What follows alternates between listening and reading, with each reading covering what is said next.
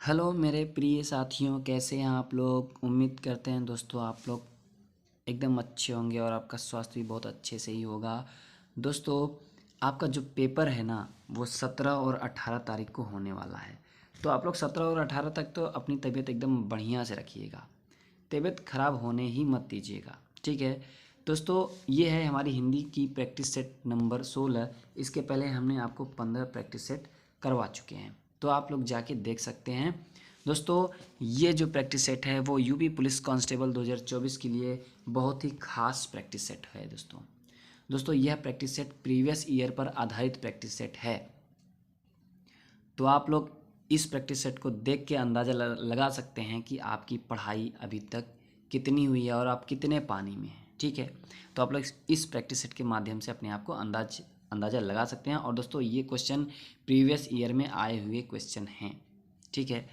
तो आइए स्टार्ट करते हैं दोस्तों प्रैक्टिस सेट अपना, और क्वेश्चन नंबर 1 से स्टार्ट करते हैं। दोस्तों, क्वेश्चन नंबर 1 कहता है, अज्ञे जी को किस कृति पर भारतीय ज्ञानपीठ पुरस्कार मिला है।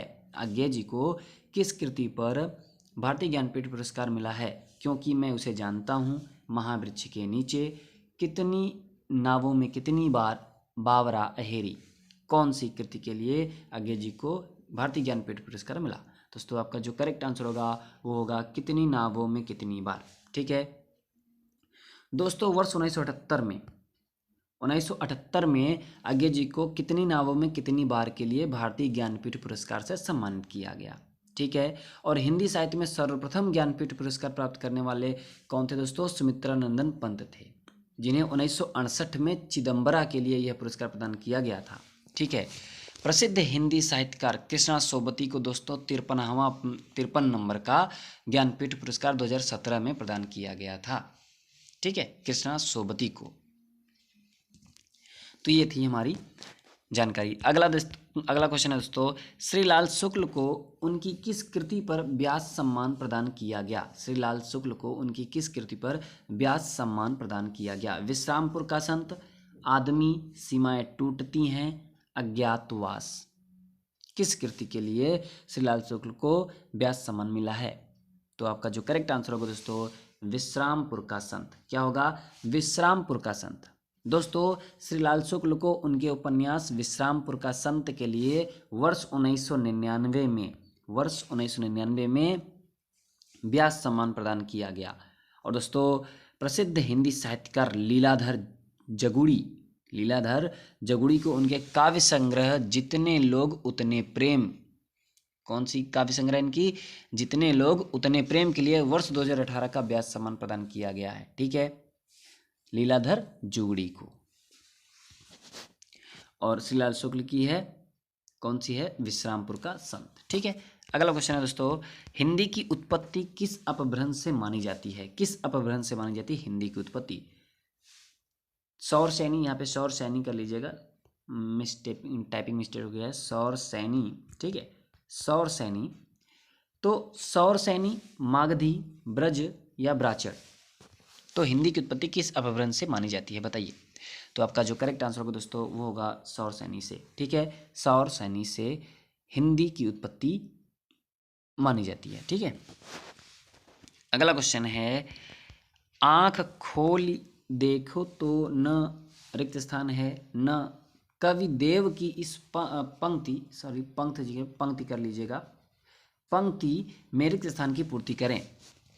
तो ये देव जी की क्या है, ये पंक्ति है, पूरी कवि देव की ये पूरी पंक्ति है। इस पूरी पंक्ति को पूरा करना है, रिक्त स्थान जहाँ जहाँ पे है तो यहाँ पे भरना है। बताइए कौन सा ऑप्शन है। साहिब, मुसाहिब, मदन, महीप, भगत, भगवान, घन, घनश्याम, क्या है बताइए।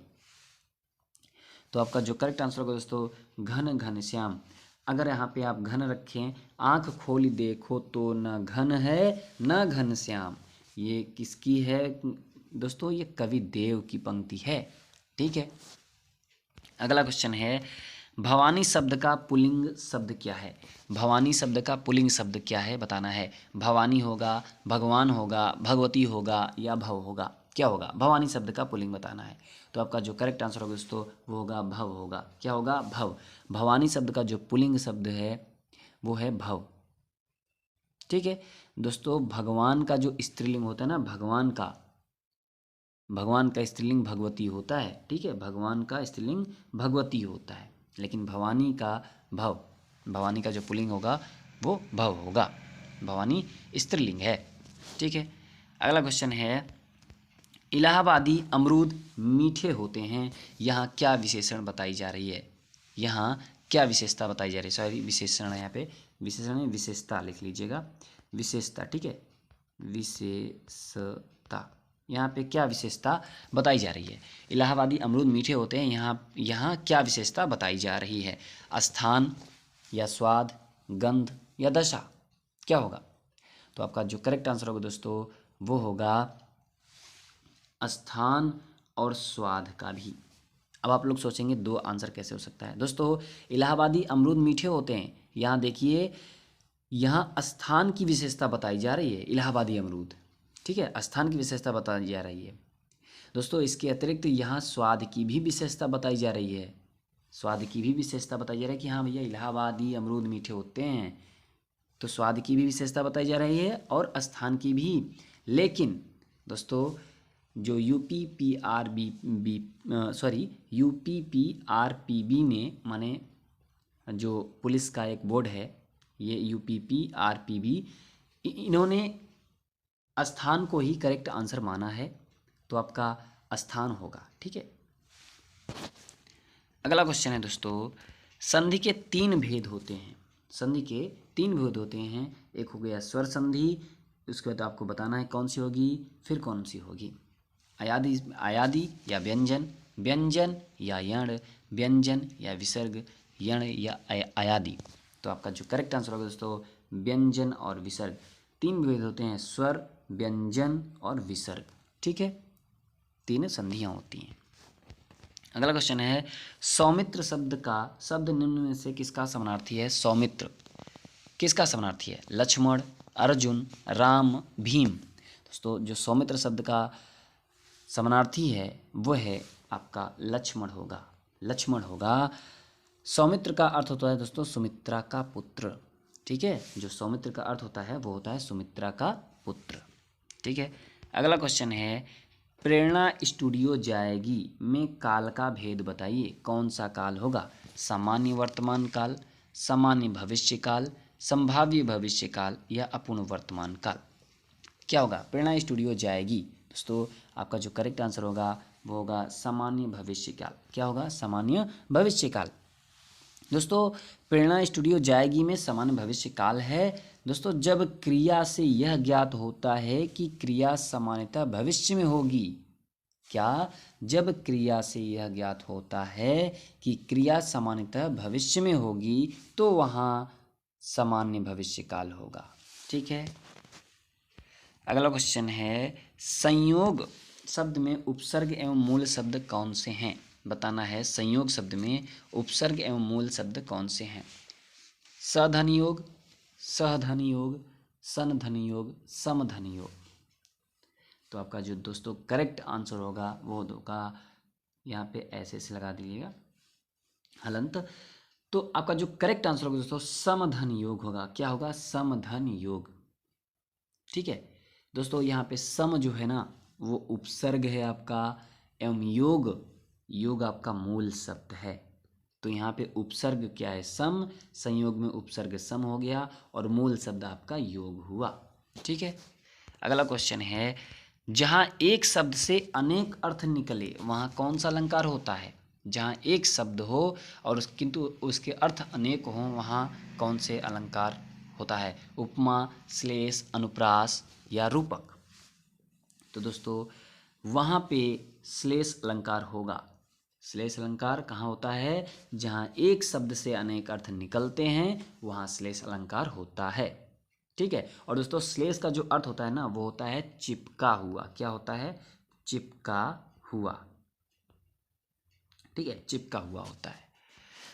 तीन बेर खाती थी, तीन बेर खाती हैं, यह किस अलंकार का उदाहरण है, उपमा, वक्रोक्ति, श्लेष या यमक, कौन सा अलंकार होगा। तो आपका जो करेक्ट आंसर होगा वो होगा यमक अलंकार, ठीक है, यमक अलंकार। दोस्तों तीन बेर खाती थी, तीन बेर खाती हैं, यह यमक अलंकार का उदाहरण है, कैसे दोस्त, यहाँ पहले बेर का अर्थ कितना है, एक बेर का अर्थ होता है बार, ठीक है, एक बेर का मतलब होता है बार से है, जबकि दूसरे बेर का अर्थ होता है बेर नामक फल से है, ठीक है, जिसे हम बेर बेर कहते हैं ना, वो होता है बेर। तो एक बेर का अर्थ होता है बार से है और दूसरे बेर का अर्थ होता है बेर नामक फल से है, ठीक है। तो यहाँ पे कौन सा अलंकार होगा, वहाँ पे यमक अलंकार होगा, ठीक है।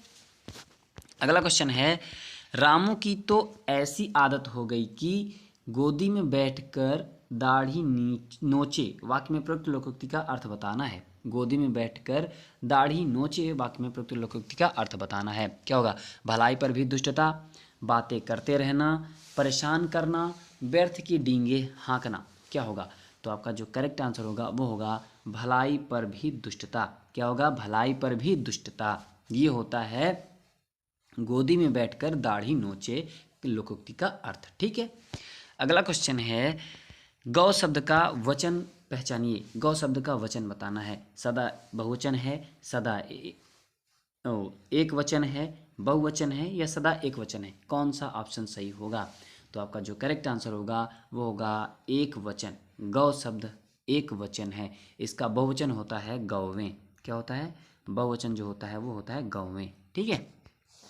अगला क्वेश्चन है, हमारा समाज उन्नति के पथ में है, इस वाक्य में किस प्रकार की अशुद्धि है, बताइए किस प्रकार की अशुद्धि है।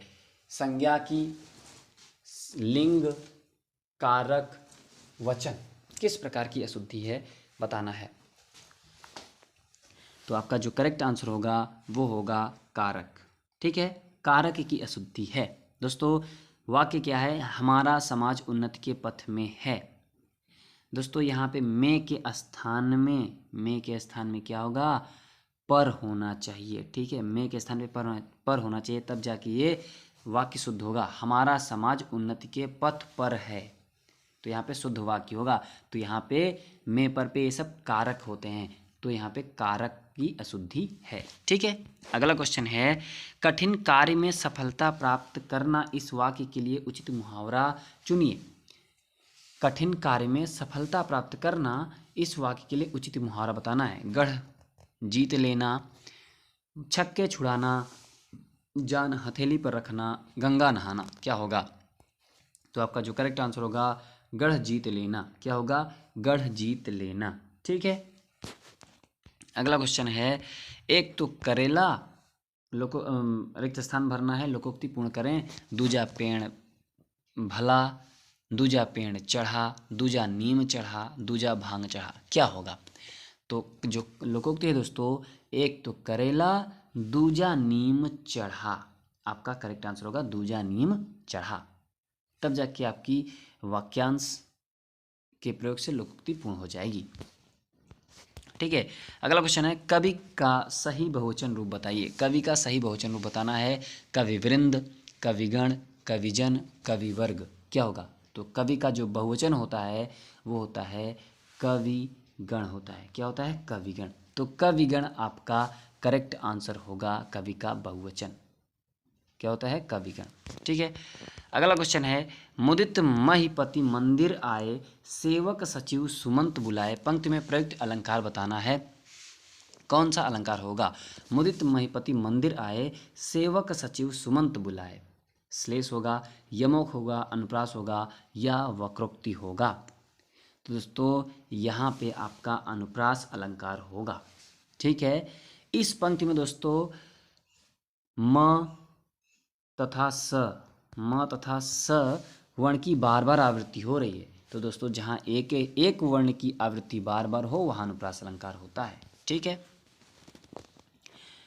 अगला क्वेश्चन है, उचित शब्दों में रिक्त स्थान की पूर्ति करें। 200 खाली स्थान वैष्णवन की वार्ता के रचनाकार गोकुलदास हैं, ठीक है। तो 200 ये रचना का नाम है, बताना है। क्या होगा, 200 यहाँ 50 आंसर होगा, 1000, 30 या 52, कौन सा आंसर होगा। तो आपका जो करेक्ट आंसर होगा दोस्तों वो होगा 52, ठीक है।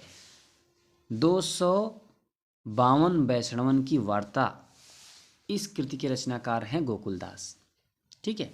तो आपका जो यहाँ पे 52 शब्द भरा जाएगा, करेक्ट आंसर आपका 52 होगा। अगला क्वेश्चन है उषा उदास आती है में कौन सा अलंकार है। उषा उदास आती है में कौन सा अलंकार है। तो दोस्तों यहाँ पे मानवीकरण अलंकार होगा। उषा उदास आती है में मानवीकरण अलंकार है दोस्तों।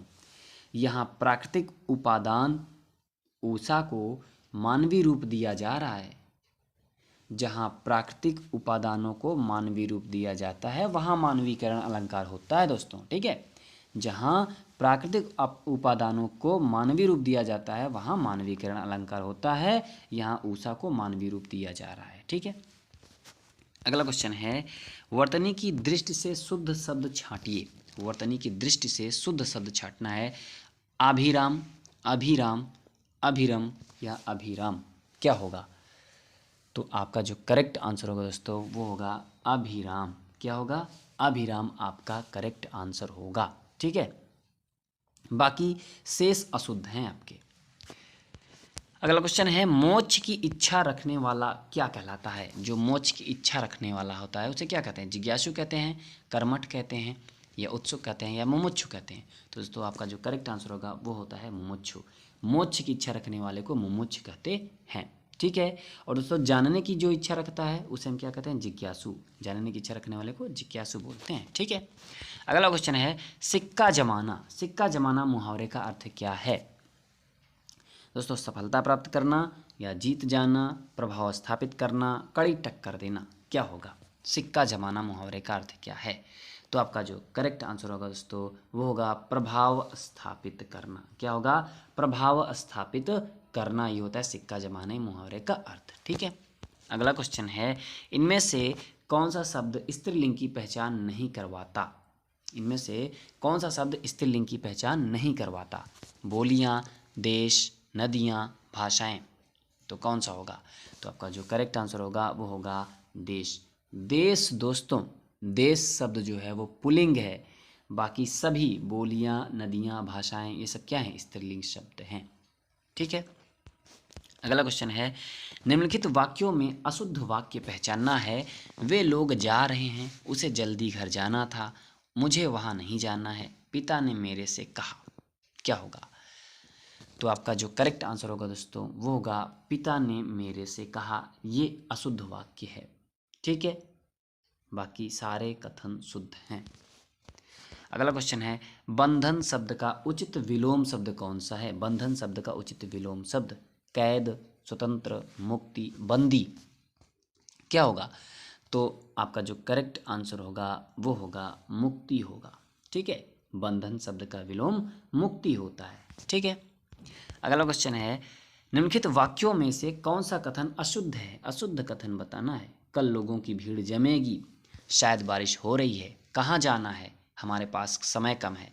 तो आपका जो करेक्ट आंसर होगा वो होगा कल लोगों की भीड़ जमेगी। ये अशुद्ध कथन है। तो इसका शुद्ध कथन क्या होगा। इसका शुद्ध कथन होगा कल भीड़ लगेगी। कल भीड़ लगेगी। जब भीड़ शब्द आ गया तो लोगों की ज़रूरत क्या होगी, और भीड़ लगती है, जमती नहीं है। तो यहाँ पे कल भीड़ लगेगी, ये शुद्ध वाक्य है। इसका अशुद्ध कल लोगों की भीड़ जमेगी, ठीक है। अगला क्वेश्चन है बीजक के रचनाकार कौन है। बीजक के रचनाकार कौन है। तुलसी, कबीर, रसखान, रहीम, कौन है। तो बीजक के जो रचनाकार हैं वो हैं कबीरदास। कौन है, कबीर हैं। इनकी जो और भी रचनाएं हैं बीजक कबीरदास की रचना है, ठीक है दोस्तों। इसमें इस बीजक में साखी शब्द एवं रामायणी संकलित है। साखी शब्द एवं रामायणी संकलित हैं। निम्न में से कौन सा कोकिला का समानार्थी शब्द नहीं है। समानार्थी शब्द नहीं है, बताइए। पिक, मधुकरी, कोयल, श्यामा। तो आपका जो करेक्ट आंसर होगा वो होगा मधुकरी, ठीक है। मधुकरी आपका करेक्ट आंसर होगा। दोस्तों मधुकरी कोकिला का समानार्थी शब्द नहीं है, शेष कोकिला के समानार्थी शब्द हैं। विशेषण की विशेषता बताने वाला शब्द क्या कहलाता है। तो जो विशेषण की विशेषता बताते हैं उन्हें हम प्रविशेषण कहते हैं। क्या कहते हैं, प्रविशेषण कहते हैं, ठीक है। अगला क्वेश्चन है उत्साह वास्तव में खाली स्थान की मिली जुली अनुभूति है शुक्ल जी की इस कथन को पूरा कीजिए। ये शुक्ल जी की ये कथन है। शुक्ल जी के हैं दोस्तों तो आचार्य रामचंद्र शुक्ल, ठीक है। शुक्ल जी का मतलब होता है आचार्य रामचंद्र शुक्ल। तो इनकी एक पंक्ति है, उत्साह वास्तव में और खालिस्तान की मिलीजुली। इस पंक्ति को पूरा करना है तो कौन सा ऑप्शन सही होगा बताइए। कर्म और फल, फल और कर्म, कर्म और मन, मन और कर्म, क्या होगा? तो आपका जो करेक्ट आंसर होगा कर्म और फल। क्या होगा? कर्म और फल, ठीक है। उत्साह वास्तव में कर्म और फल की मिलीजुली अनुभूति है, यह आचार्य रामचंद्र शुक्ल का कथन है, ठीक है। अगला क्वेश्चन है, निम्न में से अनुपयुक्त समानार्थी जोड़ा पहचानिए। अनुपयुक्त समानार्थी जोड़ा पहचानना है। बादल नीर, केश बाल, द्रव्य वित्त, केला कदली, क्या होगा? तो आपका जो समानार्थी जोड़ा है अनुपयुक्त जोड़ा, उपयुक्त जोड़ा नहीं, अनुपयुक्त जोड़ा, तो क्या होगा? बादल और नीर।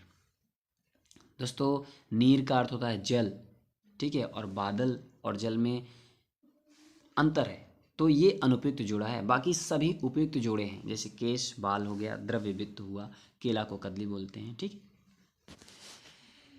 अगला क्वेश्चन है, हमारा भावी जीवन निसंदेह उज्जवल होगा में रेखांकित शब्द का विलोम बताना है। माने भावी का विलोम बताना है, क्या होगा?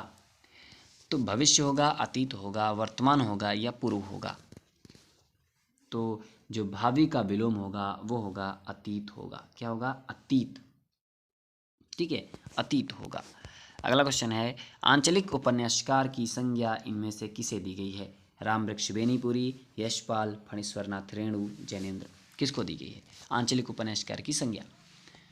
तो फणीश्वरनाथ रेणु जी को आंचलिक उपन्यासकार की संज्ञा दी गई है। इनके उपन्यास सही अर्थों में आंचलिक हैं। दोस्तों मैला आंचल और पड़ती परिकथा में ग्रामांचलों के जितने विशद और सवाक चित्र देखने को मिलते हैं उतने अन्य आंचलिक उपन्यासों में नहीं। तो इसलिए आंचलिक उपन्यासकार फणीश्वरनाथ रेणु को कहते हैं। अगला क्वेश्चन है, जो खग हो तो बसेरो करो मिली कालंदी कूल रिक्त स्थान की डारन। रिक्त स्थान के लिए सही शब्द चुनिए। नीम, पात, कदम्ब, छाव, क्या होगा? तो आपका जो करेक्ट आंसर होगा वो होगा कदम्ब। यहाँ पे कदम्ब रखिए रिक्त स्थान की जगह पे। क्या होगा? जो खग हो तो बसेरो करो मिली कालंदी फूल कूल कदम की डारन, ठीक है। ये है आपका रिक्त स्थान, कदम्ब शब्द का प्रयोग होगा, ठीक है। अगला क्वेश्चन है, कहानी शब्द का बहुवचन। कहानी शब्द का बहुवचन बताना है, क्या होगा? कहानियाँ होंगे, कहानियाँ होंगी, ठीक है। यहाँ पे या ये लगा लीजिएगा ऐसे, ठीक है, कहानियाँ। तो कहानी शब्द का बहुवचन क्या होगा? कहानियाँ कौन सा होगा? कहानियाँ, कहानियाँ, कहानी, कहानियों। तो आपका जो करेक्ट आंसर होगा वो होगा कहानियाँ, ठीक है, ऐसे कहानियाँ, छोटी की मात्रा, कहानियाँ होगा आपका कहानी शब्द का बहुवचन, ठीक है। तो दोस्तों कैसी लगी आपको यह वीडियो कमेंट करके ज़रूर बताइएगा। ये थे आपके 37 क्वेश्चन। अगर वीडियो पसंद आई हो तो दोस्तों आप लोग लाइक करिएगा और चैनल को सब्सक्राइब जरूर कर लीजिएगा, ठीक है, और अपने दोस्तों को शेयर जरूर करिएगा।